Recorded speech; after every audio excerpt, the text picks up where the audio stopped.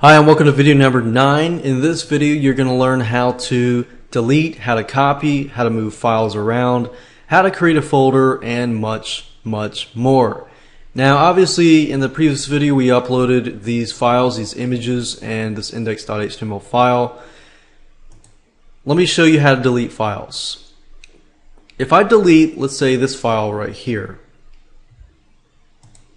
then if I go to the live site, I should not even see this page. See, so the index.html file disappeared.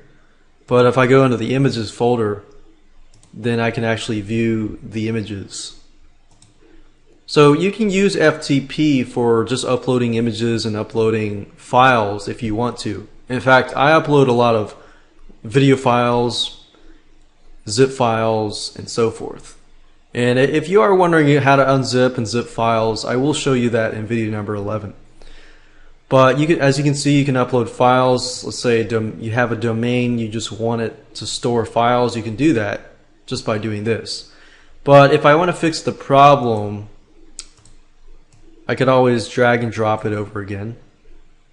There's not necessarily a way to revert or redo or undo what you've done with FTP. So you need to be very careful and just keep that in mind. So I showed you how to delete files. The next thing I want to show you to do is copy or move files over. Obviously if you want to copy files, you could copy it from the PC over. So if I want to copy to the CGI bin folder, I can do that as well.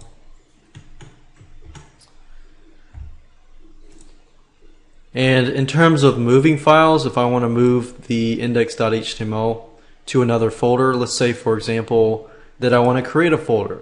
If you want to create a folder, right click in a white space. Do not right click here, but just right click here.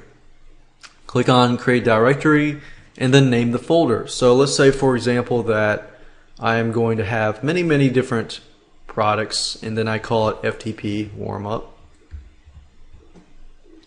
And I want to move these files over here. So if I move that into here and then I go to the main page here, you'll notice that what I see here is what I see here. So I only see 2 folders here, I only see 2 folders here. But if I click on this, I pretty much see what I saw earlier because I moved the files to this folder. So as you can see, if you right click, you can do a lot. And then if I want to move this file back to the main site, I can do that. You see these dot means that it's the folder above that. So if I go dot above that, then as you can see, I can see these folders, but I don't want to upload to this folder because I want to upload to the public_HTML file. So let's say I want to move it to a next level above. I could either do it this way by dragging and dropping into the dot, or I could use interact between this folder and this folder. So I could upload it to the public_HTML here, as you can see here. So that means I uploaded it. You don't see it here, but if I go to the main site, you see it there.